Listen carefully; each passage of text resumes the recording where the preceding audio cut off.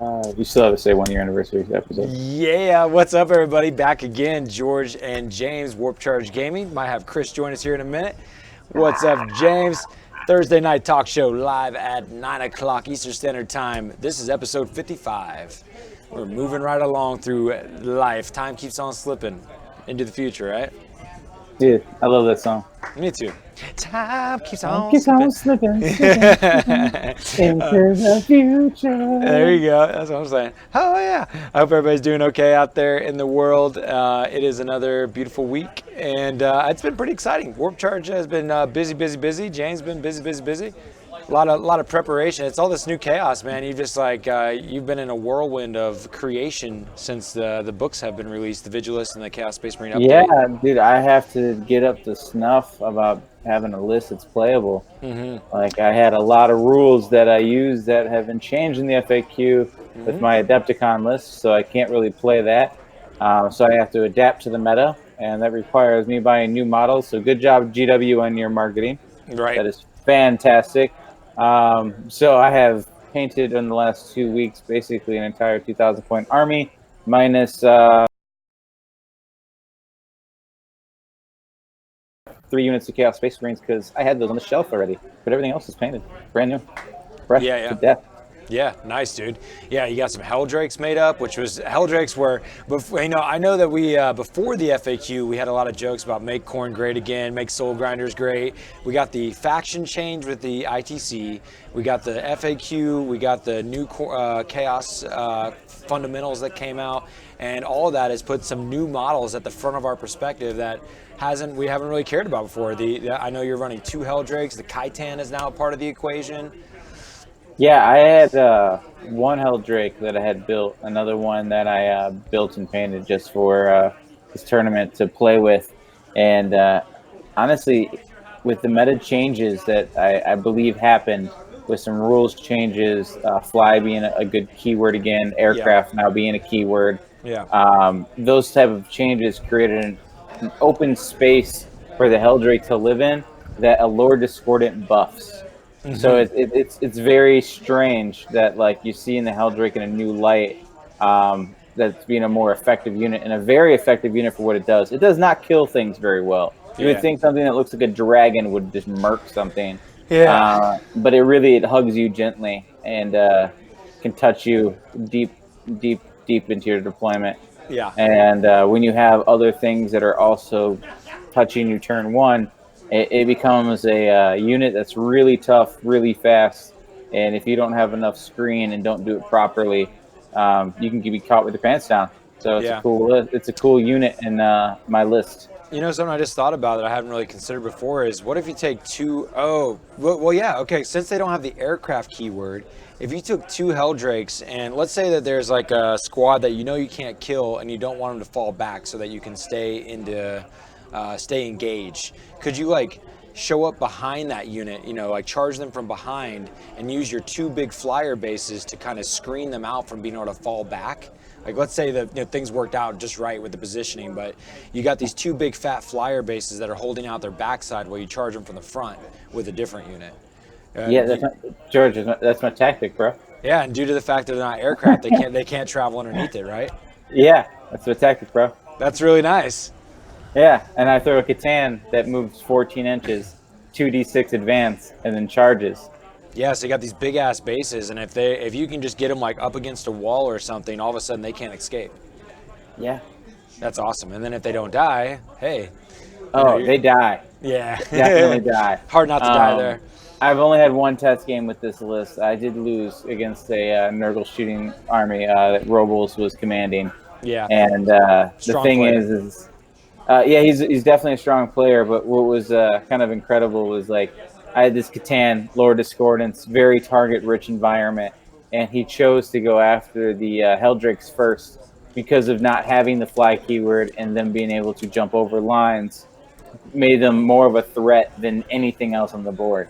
So it's interesting how Helldrakes serves such a great purpose to keep the Khitan alive, to then bounce from one unit to another, destroying it, but holding it back a turn while he continued to use his units effectively. Sure, sure. Yeah, hell, I got in a couple of games of Chaos today, or 40K, and I brought the Lord of Skulls and the Brass Scorpion, and these weren't even touching my mind as far as a viable option.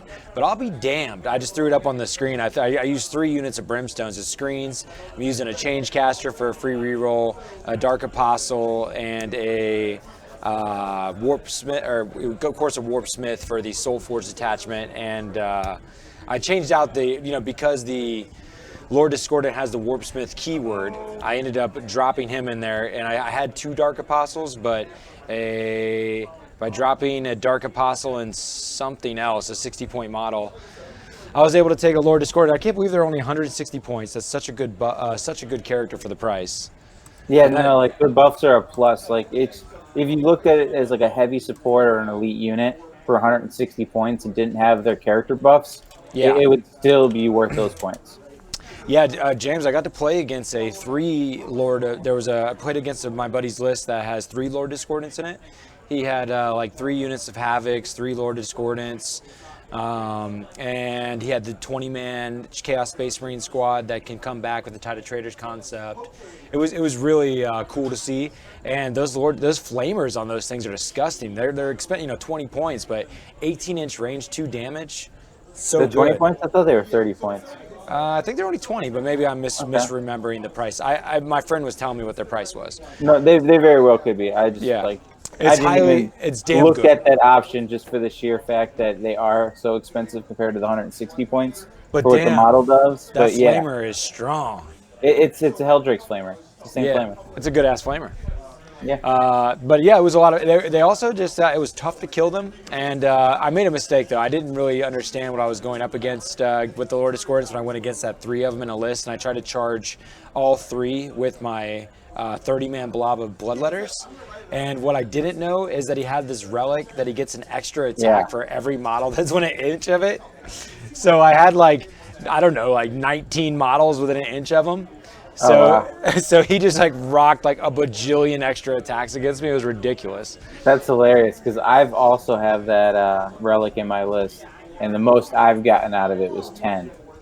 Yeah, But, I thought I was gonna fight him twice, but he had so many extra attacks that he just murked like my whole squad. yeah, I imagine so. Yeah, it's pretty funny. But yeah, having a good time with the new Chaos stuff, the new Vigilist attachments, getting to run Demon Forged, Demon engines, and not to mention that Demon Forged strat, where for 1 command point, reroll all your hits into wounds. That's so strong. Oh yeah, and what's amazing is I can use that on the Catan. Yeah, it's so good. And then I have my Catan in a Supreme Command attachment. Sure. Instead of a super auxiliary, so I can have him in that and get the keywords. Yep. So he can use the strat that gives him basically double the wound characteristics, so that he's not damaged down to those lower brackets. Yeah. And then he also has the advance and charge strat. And not to mention, dude, that the Lord Discordant got way better with the FAQ when they allowed characters to take Legion traits. Oh, yeah. That got mind-blowing. I mean, Red Corsairs, have you got an advance and charge for free? Yeah, that's exactly why I play them as Red Corsairs. Yeah. It's like, if you're playing Slaanesh especially, you already get that with your demons. Yeah. So now being able to have that with your Chaos Space Marines is pretty awesome. Yeah. But even if you're not, I have a list where I have that running, a patrol of Demons Undivided, and then a battalion of 1,000 Suns. And it's just a Supreme Command with 2 Lord Discordants, Master of Possession, and the Catan. Because the Master of Possession can heal the Catan with his Sacrifice spell, and then he has Cursed Earth to give him all the buff. And then with Ahriman being able to have Warp Time, you can literally send that Catan on average 48-inch movement and then being able to charge. It's crazy. It's real crazy, especially with Diabolical Strength, because then he has Strength 12, 18 attacks at neg 2 AP, D3 damage. But James, make sure if you're deep striking, you wait till turn 2. They're like, here, let's really slow down the alpha strike. Here you go. You can do all this now. Yeah, no. They make it where I can easily touch anyone across any board. Yep. Depending on what type of tools I want to take. It's true. Make drop pods good again. Just saying. Dude, they should just open up turn 1 deep strike again and just let the gates open. Let the gates. Dude, because then everyone can even themselves out. Yeah, release the hounds, man. I would be down with that just because it'd be wild and crazy and fun. Oh, I miss it. It makes faster games too. I mean, maybe it's not faster. It just like, I don't know. It makes the end of the game faster for sure. Oh, dude, it makes that game faster because that concession happens faster. Right into the action. Because it's like, dude, that person that was gonna win probably was gonna win on turn 1 or turn 3. It's just it took turn 3 for it to happen. You know, like just make them realize that it turned earlier.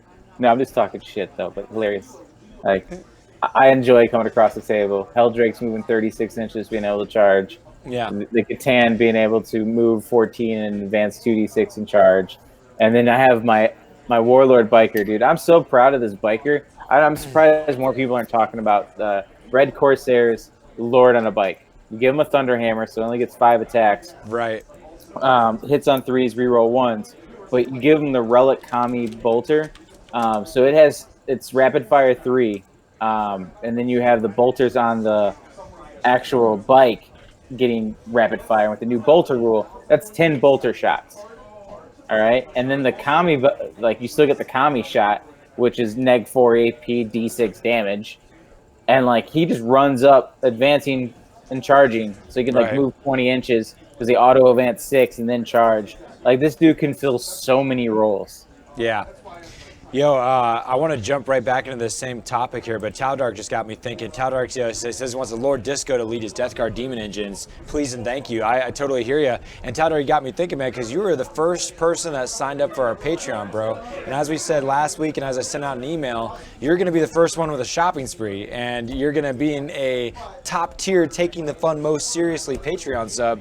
You're going to be getting the double payout for both the $10 and $5 tier. So, my friend, you have like $150 shopping spree, Taldark, that I'm going to be sending you some stuff in the mail here from Battleground. So if you want a Lord Disco, just holler out, man, because I owe you about 2 or 3 worth here in a minute to give you some of that rewards for being so awesome for supporting Warp Charge. So coming up soon, you can have all the Lord Discos you want, and we'd be happy to send them to you, brother.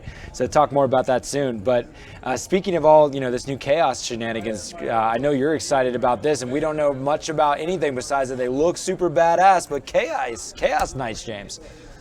I threw up the image, man. That thing looks dope.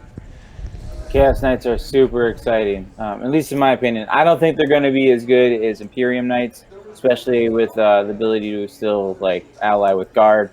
But these models look sick.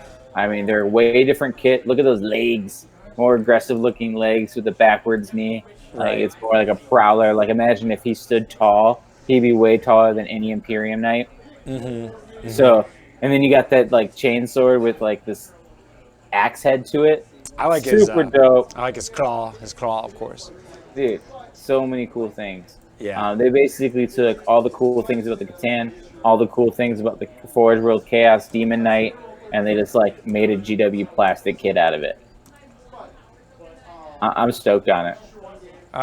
They do have access. Just wish you could use a Disco in Death Guard. Sad face. Taldark says you can't use. You can't. Not in Death Guard and not in Thousand Suns. But what most people don't realize that you still have advantage of is you still have cultists that have Legion traits, and you still have cultists that can be in units of 40.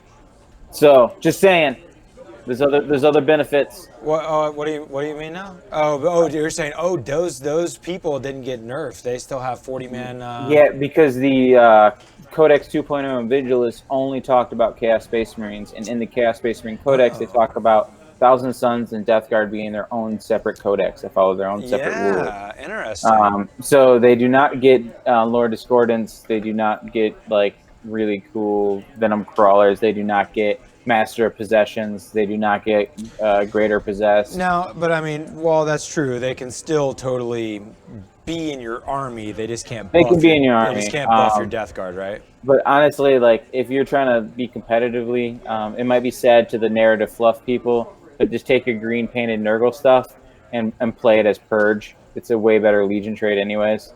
Yeah. Like, dude, you do 1 wound on a unit, and everything that's Purge gets to re-roll wounds on, or re-roll hits on it. Yeah. All hits. Come on. And it's you do any wound, so like it happens in the psychic phase, you're re-rolling all those hits in the combat phase, or in the shooting phase. And what's gross is the way the rule book is written is you don't have to fast speed play your dice. So like your first one you shoot, you just roll the first wound all the way out, and once you cause that wound, then the next all your other shots are re-rolling. Yeah, that's hell yeah. You don't even need a lord or anything. So like you just play that. You get all the fun new chaos toys. You get all the lore discordants, and then you do what Robles does. Still bring your plague burst crawlers. Still bring your foul blight spawns with their 2d6 strength flamers. Like those are the nastiest flamers in the game. And then what's gross is you put them behind your screen, and they have a 7-inch bubble of you get within this, and we alternate who fights first. Sure. So I mean, like Death Guard is pretty much just all they got's like Morty now. It's like pretty much like that's your bread and butter is you have more terror. I wouldn't even say Morty. I would literally say the Foul Blight spawns and the Plague Burst crawlers. Right. And then Demon Princes with the separating plate and the Arch Contaminator. Because that's just a sweet combo. Man, I got to give a shout to Bobby. He says, back to my favorite stream on YouTube. Booyah. Thanks, Bobby. Appreciate that, brother. Glad you enjoy. Cultists are in those armies anyways. Yeah, cultists, you know, they could, they don't have Tided Traders in Death Guard, right? No, but you can have a Chaos Space Marine detachment. It can even be a Supreme Command detachment, and you unlock the Chaos Space Marine strats and the keywords match up. Sure. Oh, we got Chris joining us. So, I mean, they still have all that. I mean, I'm a big fan of Thousand Suns cultists. I mean, you take Thousand Suns cultists, you give them a 5-up Finval, and dude, you just make it so that you have 40 of them, bring them back.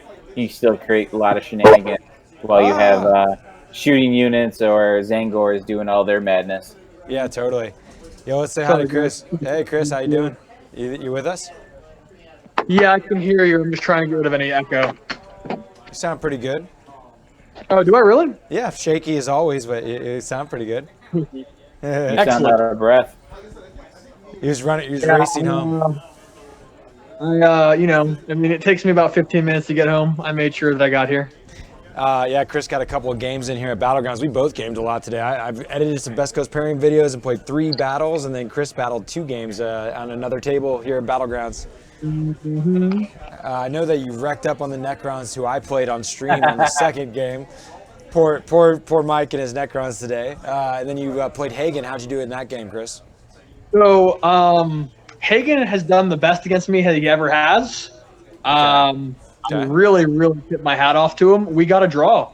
Dude, yeah, the best he's ever done, and he still can't beat you? Bro, that was like the nicest, most passive-aggressive way to talk shit.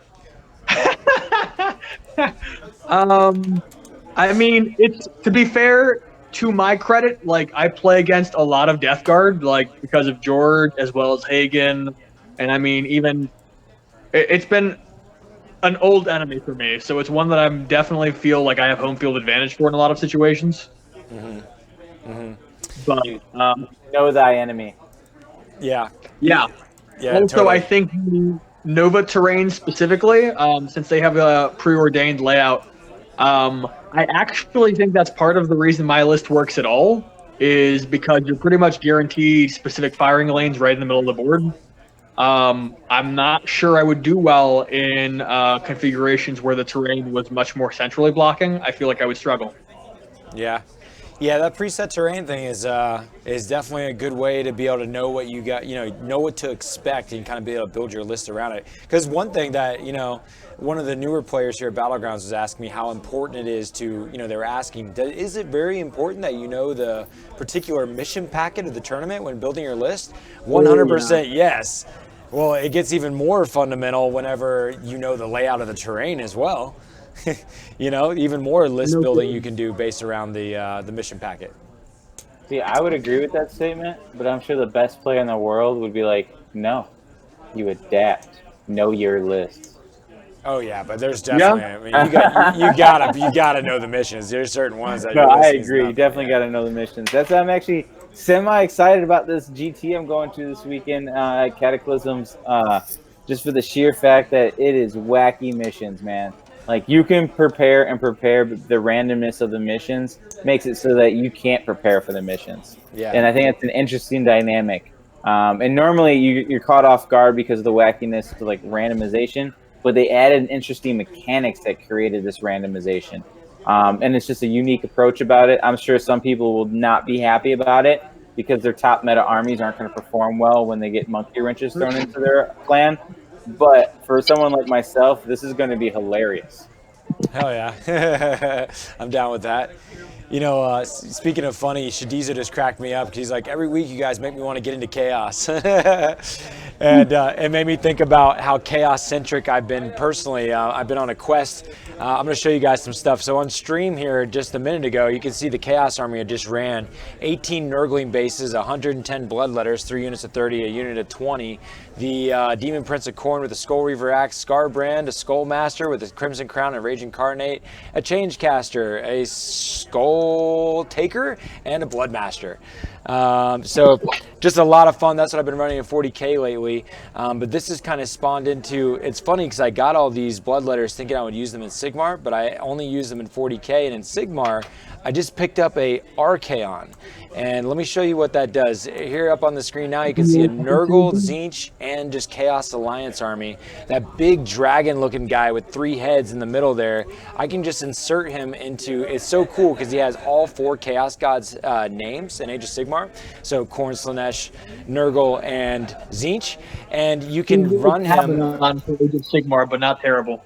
Yeah, he's like Abaddon in Sigmar, but not terrible. Abaddon, you know, he plays has his tricks, but and Archaon, I wouldn't say that Archaon is a great investment. He's 660 points, and I can't say that he absolutely gains every one of those back, but it sure is a hell of a lot of fun, and it's awesome that buying one model let me recreate new list with all 4 of my Chaos armies, with all 4 Chaos deities. So if you run them in Sigmar with Tzeentch, you get Destiny dice. You run them with Nurgle, you get the Cycle of Contagion. If you run them with Khorne, you get the Blood Tithes. Here is my Khorne list that I'm really excited about with 9 Blood Crushers, Scarbrand, and Archaon, which is a little bit of chaff up front. It's sick. In Khorne, you can make them fight twice. You can do a prayer on them to give them a 2-up rerollable save. You can get them re-roll to wounds when you stoke them with a Bloodstoker, and it's so funny. There's this little tiny model with a whip that's standing at his feet, and this little human whips the giant dragon, and the dragon gets pissed off and gets re-rolled to wounds, and plus 3 inches to his charge, by the way. Yeah, so that's a lot of fun. It actually has the most synergy with Nurgle, though. It's funny that in Sigmar, you only get 1 command point per turn. And if you have a battalion or like a formation, you can get another command point. The command points are few and far between, and all of your heroes, your stratagems, if you will, live within inside your characters themselves. And so if you want to use these singular command points that you have, it activates traits that are on the heroes themselves. Well, what's cool, because that's a limited resource, Archaon can allow everybody that has a command ability on their war scroll at the start of the hero phase activate for 1 command point. So you spend 1 command point on Archaon's command ability, and it activates all the heroes' command abilities for free. But the thing is that only works with Nurgle. It only synergizes with Nurgle because Nurgle is the only one that has command abilities that activate in the hero phase.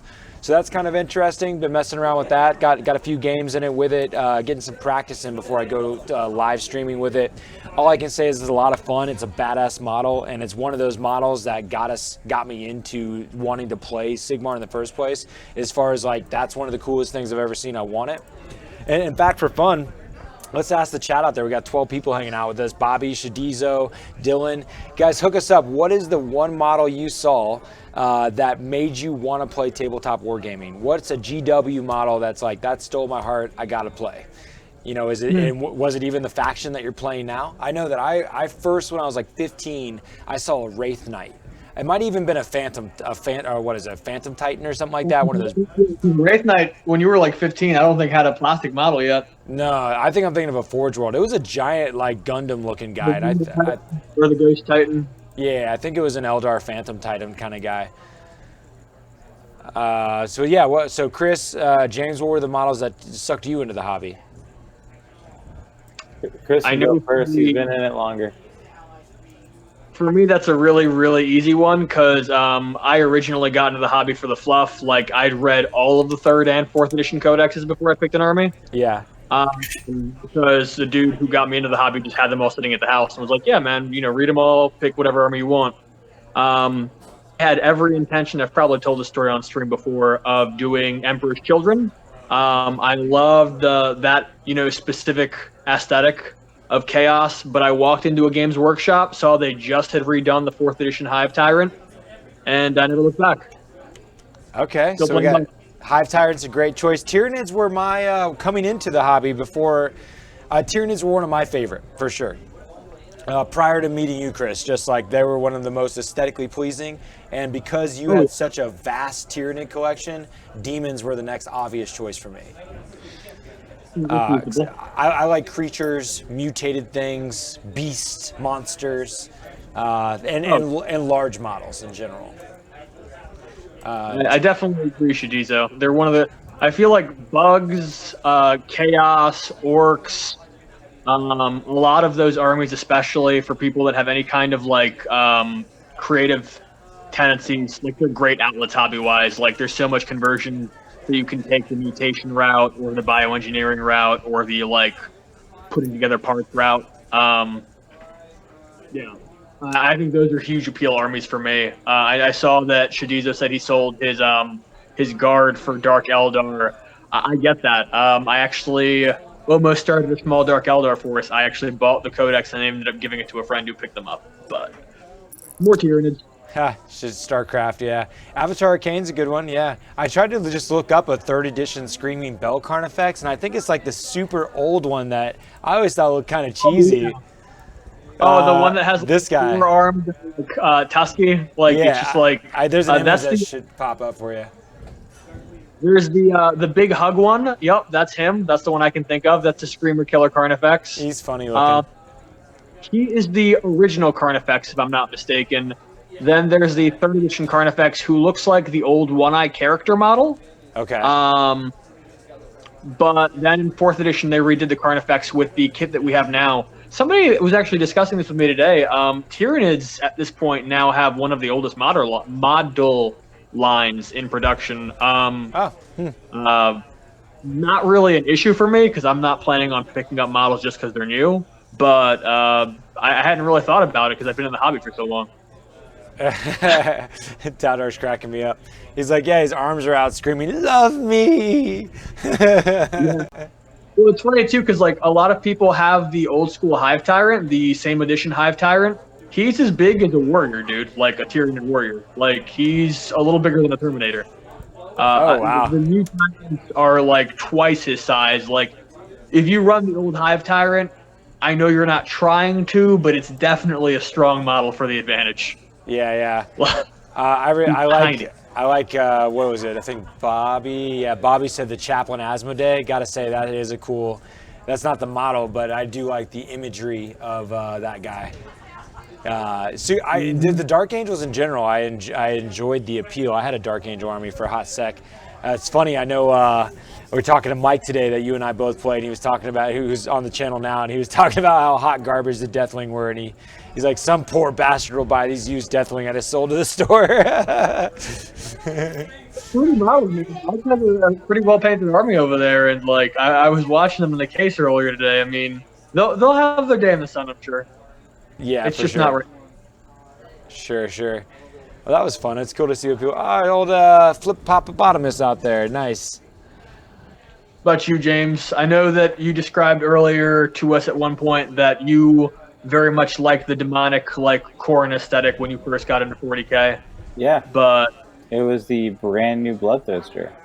Ah, like that just came out right before I got into the hobby. Mm-hmm. So like I didn't know any build up to it. I didn't know anything about it, but I saw it on the shelves, and I was like, "That is dope."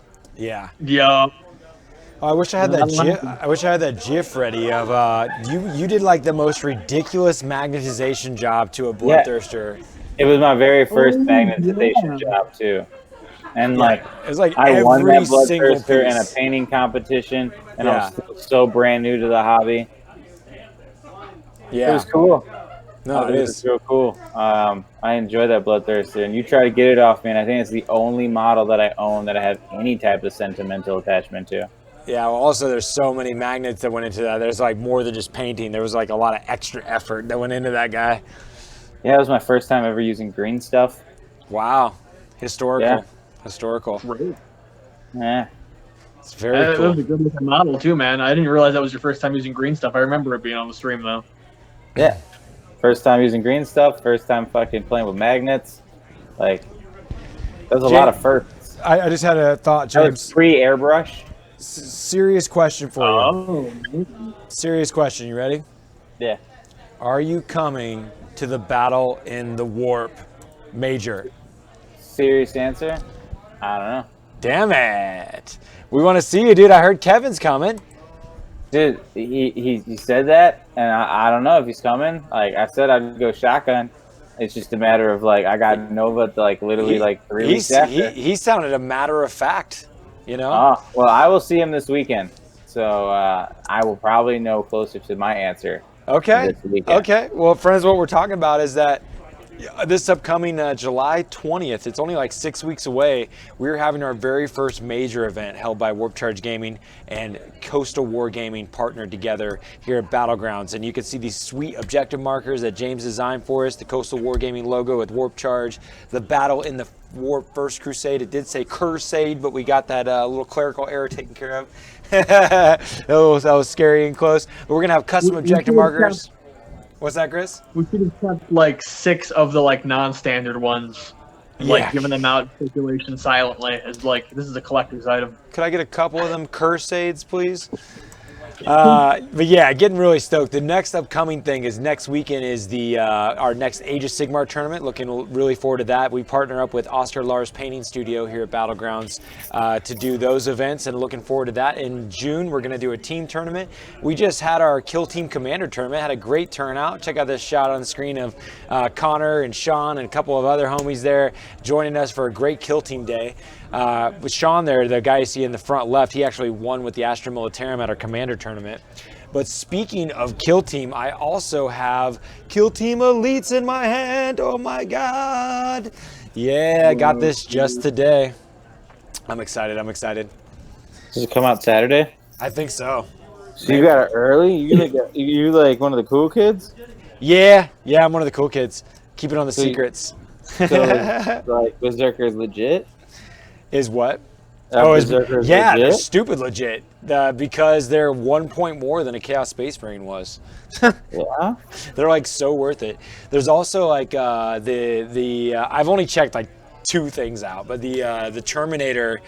What am I thinking of? The Custodes Terminator. They can pile into stuff that doesn't have to be the closest model, which is pretty wild.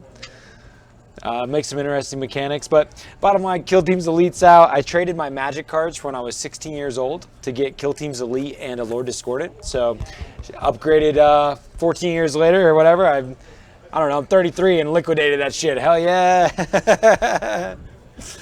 So I'm pretty pumped. We're getting someone from the UK for the major. What's that? I don't know if Bobby was referring to Nova specifically, but maybe he was referring to the major, saying he's flying over from the UK. Don't joke, man. We already have one international traveler, man. We have Tumby's coming from New Zealand. So we were joking. We need. Yeah, Tumby's coming to stay for a couple weeks. I was saying I need to holler at. We need to help. Somebody today at the store was like, hit up Canada and Mexico because that's going to be the easiest to make this a international event. Ooh, Dowd's asking a question that's relevant to you for kill teams. He was asking if Gellerpox has a Death Guard keyword. Elites, can you confirm or deny Gellerpox is now keyword Death Guard? Oh, weird. I don't even know if Gellerpox are in this book, man, which breaks my heart to even say. I don't think they're in here. You didn't even look, and that's your Dude, jam, I edited Best Coast and played 3 games today. I just got it in my hands today. bro. You literally played a tournament today, basically. Pretty much. I do not see Gellerpox in this book. So I guess I could go to Death Guard. Yeah, I don't think they got hooked up, man. Where's Death Guard? Death Guard, page 74. Let's see what's up. If Gellerpox were over here, I'd be stoked. That would be a game changer. Yeah, no, that ain't shit, man. No way. Yeah, Gellerpox didn't even get touched in here. Neither did the Star Striders from the Rogue Trader box. They basically You're a Star Strider. they poo-pooed on us. I was gonna say, I feel like outside of the context of like having a kill team book in your hand, if you said Star Striders, I wouldn't have any idea who you're talking about. Star Striders. Damn it, guys. Yeah. Sad face indeed, Taldark. I wish I could. We'd love to have you, Bobby. Yeah. But yeah, I think that's the word there. I can kill teams elite, Lord Discordant, been playing a lot of Sigmar, played a bunch of games a day, making Best Coast videos, Battle on the Warps coming up, objective markers, Age of Sigmar tournament coming up next weekend. You're about to do a GT this weekend, James, or? Yeah, this weekend. Okay, and that's the one with the crazy rules? Crazy Rules GT. Woo! They actually have a pretty awesome trophy for who wins. It's a crown. It's like it's inscribed crown of like being the winner of the Cataclysm Crown GT. Yeah. And like it's got the velvet hat and all that like metal work and stuff. Oh, nice. It's kind of cool. Like I know if I won that for some godly known reason, like I would want someone to feed me grapes while I wear that. I saw somebody on the internet today on the ITC page show this huge like belt they won. Did you see that? Yeah, I did. Oh yeah, that's nice. What should these? Well, doing Battle of the Warp, I will be building a network at a new school. Gotcha, man. Awesome. Yeah. Schools need networks, bro. Schools need networks. Yeah. You need 40K though, Shadizo. Think about that. Screw the children. No, He's just keeping kidding. it real. Fuck the future. Burn the planet. Yeah. What? What are you saying? Use all there, the oil Chris? to make more 40K models. Oh my God. So yeah. I saw that crazy belt. That thing was pretty pimp. Chris, you just rejoined us. That was impressive. Sorry about that. I don't know what happened, but it worked. What you got there, James? You got a model in your hand. Oh, dude, I've just been playing with it. But yeah, it's something our Patreons can get because That's 3D printed. it's 3D printed and Does it's on the STL file. This thing's really cool. You would have never. I would have never known that's 3D printed. Looking at it. Yeah, because we definitely can't sell it because it's not our IP. That's for sure. Yeah. But I took a. I mean, that's an ice cream truck, right? Yeah, definitely a future ice cream truck. So we're good to go. Definitely. But I'm a big fan of the Catan with Lord Discordant. I can't talk enough about the Catan, and that's why I'm excited about Knights. But this is a base for the Catan that I made, so he can be smashing this Rhino. Not sure what color to paint it. You guys tell me what color to paint this Rhino. What Legion should be getting smashed by Lord Discordant? That is Red Corsairs. And the reason why it's going to be Red Corsairs is because Lord Discordants can keep up with the Catan and make it move fast and fun stuff. Yeah. You see Shijizo, dude? He said that if you win this weekend, he'll feed you grapes, man. Oh, that Dude, sounds sexual. That's pretty awesome. But the thing is, I'm definitely not going to win. My list is very, very aggressive, but very, very easy to beat. But James. Like, you have to be a baby seal to lose to my list. But I want you to get a crown and get fed grapes. Dude, as long as they line up the baby seals and the baby seals, like, get the gods of dice to roll sixes upon their ones when they need it. Like, if that happens and then I get those baby seals and then I club them all, sure, I will be crowned the baby seal clubber of the wacky missions. Okay.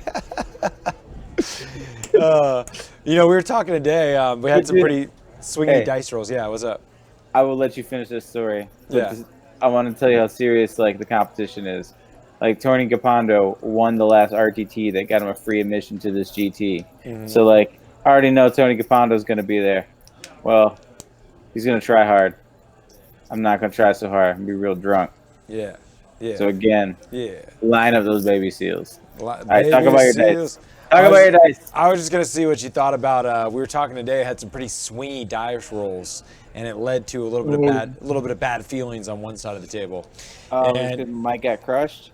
No, there's one Mike. Mike took it like a champ. He was a Oh. gentleman and a scholar. I really enjoyed our game. Dude, but no. he got crushed, though.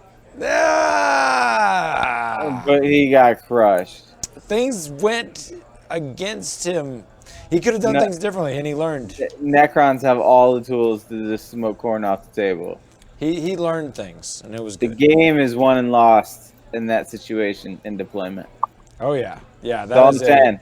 Yeah, we were talking about how my bloodletter bomb list. I don't like people to prepare to fight my list too much in a tournament setting because you don't see it too often. The closest thing to the bloodletter bomb concept is like say to jumping to boys. You know, that's a pretty close mechanic. I guess Gene Stealer Colt, they honestly can do some. You got to know your screen game. You got to know your screen game. Yeah, no, it takes experience, and if you've never seen something like that before, it'll definitely teach you to never do it again. And honestly, it's a valuable loss. Yeah, exactly. Yeah. But yeah, in my other list though, with the Brass Scorpion, what I didn't realize, I was going against my buddy with all of his greater demons, and he had like 6 greater demons. It was like Rodagus, Lord of Change, Magnus, Morty, Bloodthirster, and the new Shalaxi. Man. It means business. It's a serious list. But I didn't realize that my Brass Scorpion he has a D6 shot weapon that does 2d6 damage versus monsters. So Yeah. he ended up failing 5 saves out of. I rolled 6 attacks. I got 5 hits, 5 wounds, and he missed all 5 of his invulns with Mortarion. So I busted out. Whoa. So then I rolled 30 wounds on him. So I got to roll 10 dice, 10 d6s, and did 30 wounds. So it was a little bit of feel badsies. And we were talking about what if you played a game of Warhammer where you didn't even roll dice, and every interaction where you would roll, you just take the statistical average, rounded up. It would get a little bit mathy when you got re-rolls involved, but or even minuses and stuff. Not too bad. But we were just talking about it'd be fun to try to play, to see what would happen just playing with the averages on everything you do. What do you think? Interesting. Do you think it sounds like just like that doesn't even, it's never gonna, that's not anything viable? It sounds like a fun experiment. Especially if, It sounds like a nerd's experiment. yeah, well, if you think nerdy things are fun, you might enjoy it. It to me sounds a lot like the steps you would take to turn 40K into like a video game. Like, you Yeah. normalize the statistics in certain areas to just make it more functional. I mean, it definitely removes the excuse of bad rolls from feel bads, I think. I mean, even today, like, there was points in my game against Mike that, like, I mean, I think there was one point the pylon split fire between 2 hive tyrants, and I made all 5 of my invulnerable saves at 4 up. And it was just like, oh, well, a quarter of your army just did nothing. Like, Right. How does a pylon split fire? he rolled a d6 and then split, I reckon. What's a single weapon though? So you. Single weapon is choose one target. Oh, really? Oh, Yeah. well, listen. Either way, I made all the invulns. And he sure as hell took the pylon out the list in the next match.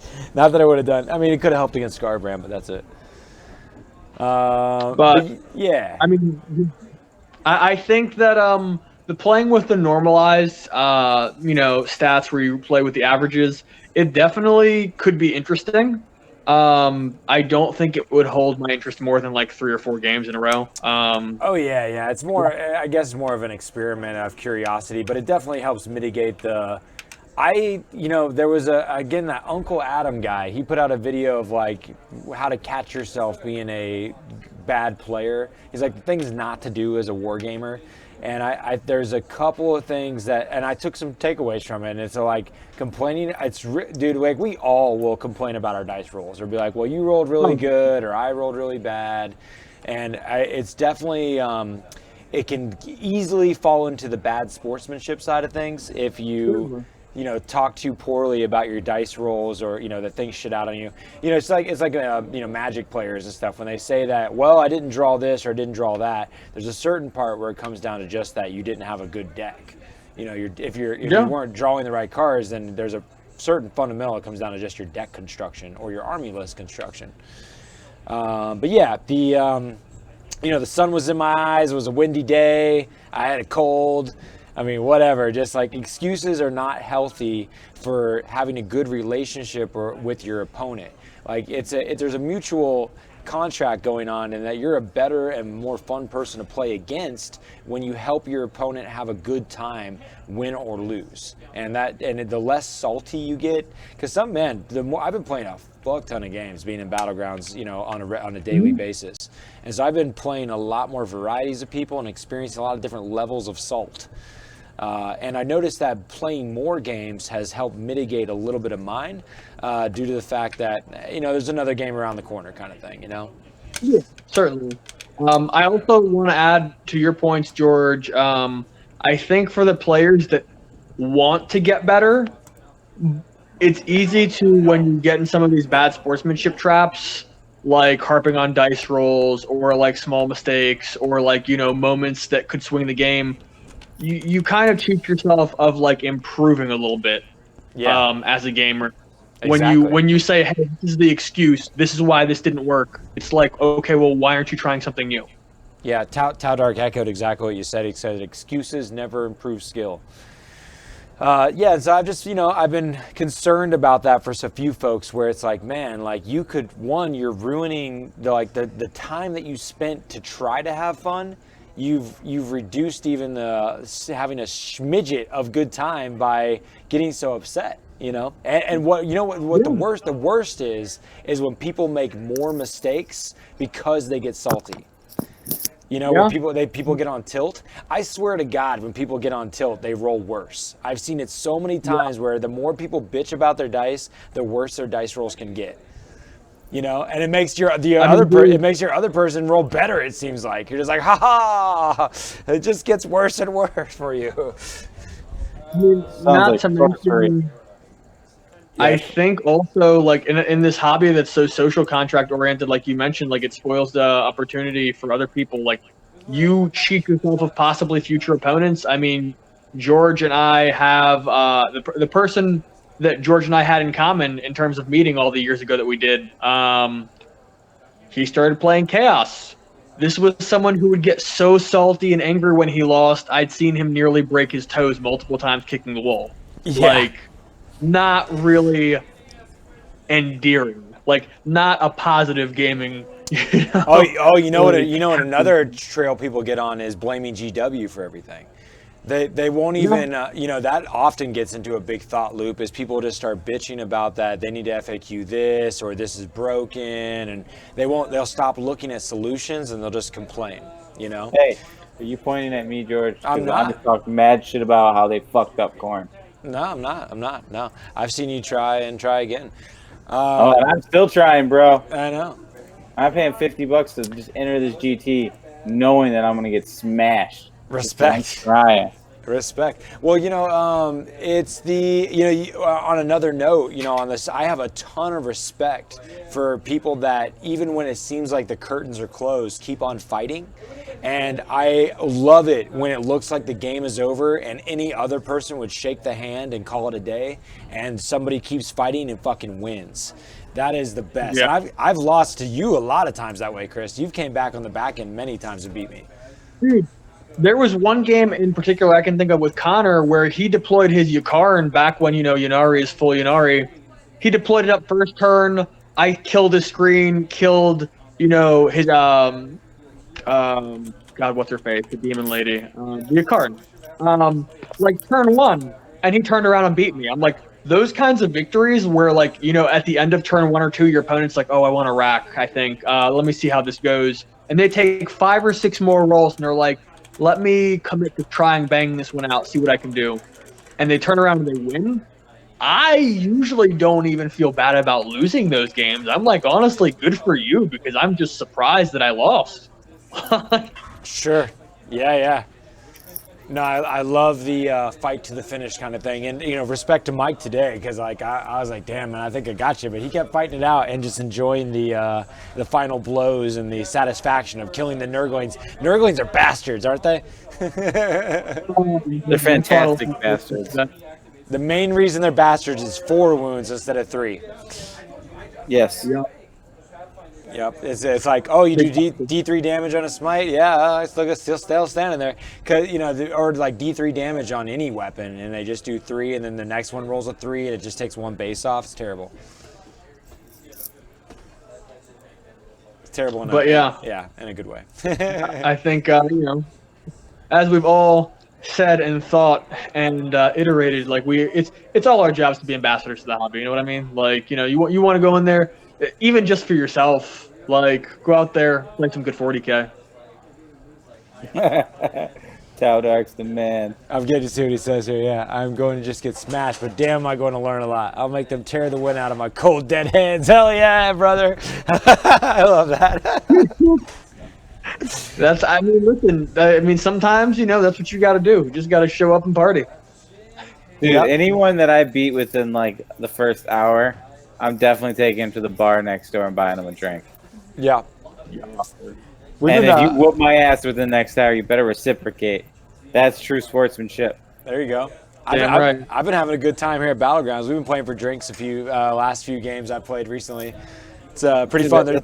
That's the best way to play, is to play for drinks. It's nice, yeah. We switched it up. My one buddy, he was already like kicking my teeth in. He's like, we should play for drinks. And he's like, well, maybe this time the winner will buy the drink. I was like, yeah, sounds about right. Let's go get drunk, goddamn.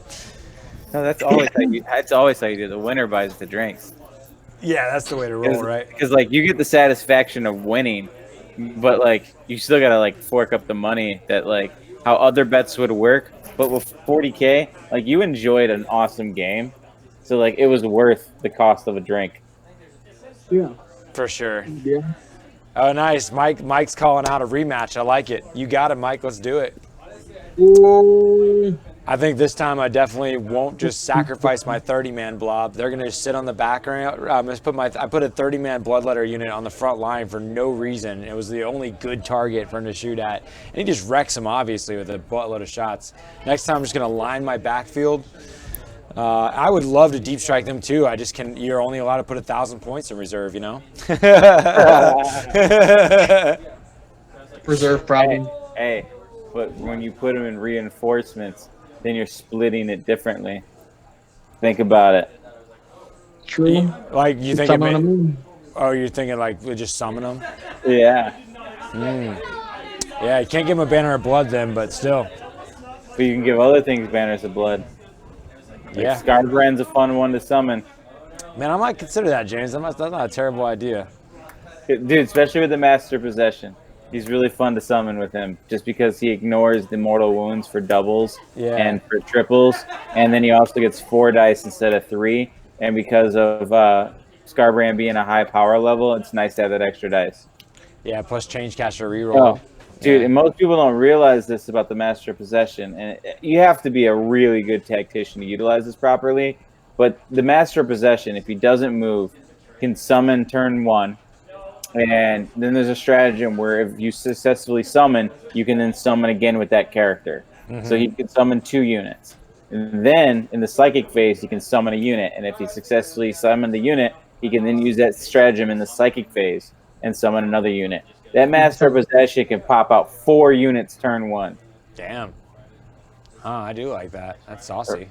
Right? So like think about if you were doing like search and destroy, frontline assault, something like that. You had him up online, had like 1 model in front of him where like he had 19 inches to the opponent's deployment. He could literally deploy something 12 out and kind of make like a bubbled out line and have fucking 6-inch charges or 9-inch charges because he has to be at least 9 inches away. Yeah, I'm gonna play around with that because you can also give him the you can still give him the horn. You can still give him a banner. Yeah, you can pay the points, but you just don't get to upgrade that shit. I'm gonna play around with that, dude, because I would love to have that. Because I have a 30-man blob of bloodletter's doing jack for me right now. And dude, and you can actually utilize it further because you can then warp time him and then cast the spell to summon. Exactly. Yeah. No, that's super cool, and not to mention, kind of throw in a little bit of can he take Death Hex or no? He doesn't have access to Red. No, he only gets the Malefic Disciplines. That's right. I wish that Death Hex would be great to have. Yeah. And what sucks is a spell familiar doesn't work on him either. Yeah, that stuff. Yeah, no, his spells kind of stick where they are. So, like, whenever you're building your list, if you're going to take a Master of Possession, he needs to be built in your list appropriately because you can't change his spells, and you want to make sure you give him the right thing. So, like, I have a list where he does the healing spell, and then he also does the Cursed Earth +1 invul spell. So, like, that's when he helps the demon engines. Now, if you're going to use him as, like, a way to summon in more troops, then you want to bring him where he can buff himself and then summon, so he can be a beat stick after he's done summoning everything. Yeah, feel ya. Yo, Bobby asked, are you guys using chess clocks over there? The answer is yes. I don't know about James and the GT that's coming up. Like, at our last tournament, we put chess clocks on every single table, which I really enjoyed. Yeah, this place is actually pretty laid back where they have a big clock on the wall, and they also, like, help remind people. But it's 3-hour rounds, so there's kind of no reason for a chess clock. Yeah, that's good. That's good. Yeah, no, like I said, it's crazy missions. It's more of a relaxed environment. They're trying to, like, build the tournament in a way that's almost anti, like, bring the heat. But see, people are still going to bring the heat. What time does that tournament start, James, in the morning? I believe it starts at 10. Okay. Doors open at 9. So that's a curious question for me. Like, your scene doesn't seem to matter as much, but I've been going back and forth on this, and I've kind of solidified it anyways. But many tournaments we've ran this year, I've done every one of them starting at noon and doors open at 11. I do this so that out-of-towners can travel, and we have people come from 3-4 hours away. People seem to still do that in your area, but that's why they start at 10, is so out-of-towners can travel. Some local events will actually start at 9. Yeah, that's fucking early, dude. I agree. I prefer the 10 o'clock start. I actually prefer 11 o'clock start the most. Hell yeah. I mean, we start at noon, so I mean, shit. You and I don't like because, like, on a Saturday, you're running into, like, my Saturday night. Oh, most definitely. Yeah, you're not getting done till, like, you're not getting home. If you're, like, a few hours away, you know, you're leaving at 9:30. Yeah, no, I don't want to leave a place later than 8 o'clock. Just because, like, I might have a fight on. Like, I want to go catch the main event on certain, like, pay-per-views. Right. Yeah. So it's an interesting dynamic there. I think we would get less players if we went at 11. I think if anything, we would get people that came out for, like, one of them, and then they would not want to grind it out again and come at that time again. But it's just different for people that are early or late people, you know? Yeah, I don't know. It's a tough one. I'm going to stick with the noon situation. We're about to do the Age of Sigmar tournament coming up on May 25th. We're going to start at 11 and it's the first time they've been doing 2-hour tournaments. But it says even right in the rule book for Age of Sigmar that matches should be 2.5 hours. So I'm happy to be kicking it up to 2.5-hour rounds, and we're going to get out by 8 on that night. So it's just interesting. It's a dynamic I play with as a Chio. Yeah, see, that's what I'm talking about. Start at 11, get out at 8. That's like the ideal Saturday for me. Yeah. Taldark says 9 a.m. too early? Son, I'm up at 5 a.m. Yeah, it's too early for me, dog. I go to bed at 5 a.m. They start at 9 a.m. in the UK. Yeah, dude, it's not strange for me to hear 9 a.m. I mean, it's really the bigger ones that they plan on people traveling that start at 10. The fact that you start at noon is crazy to me. Yeah, I would straight not go if it was at 9 a.m. I'd be like, fuck that. The moment if it was at Battlegrounds, I would come. But if the moment that it's an hour away, you ain't seeing me, dude. Fuck no. That's funny. It's mainly because I throw events and I play like every day. If I was more diehard to get a game on, then yeah, you'd see me. But otherwise, man, screw that. But I'm a night owl, man. I stay up late into the night. I'd get a lot of my work done, or mostly like I do a lot of my personal time late into the evening, while otherwise I'm here at the store, you know. We have to. I was going to say, 7 a.m. George, yeah. I definitely tried to contact you this morning at like 8 a.m. in our chat, and I was like, oh, George is going to be up for like 4 more hours. Oh, fuck Nah, no, dude. He's got vampire hours, bro.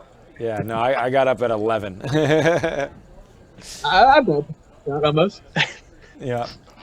Funny enough. But yo, guys, we're hitting the hour mark. Is there anything else we wanted to give a quick shout out? It was really great to see everybody in the chat today, chatting it up with us. I enjoyed talking with everybody. Renegade Nights are dope. Yeah. Dude. Ooh, also, for those of you guys who want to watch 40K tomorrow, me and George are playing it too. Oh, that's right. Yeah.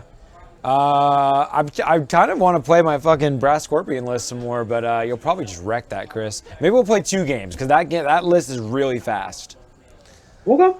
Yeah, so maybe don't tailor your list or anything. Like 5 models. Yeah.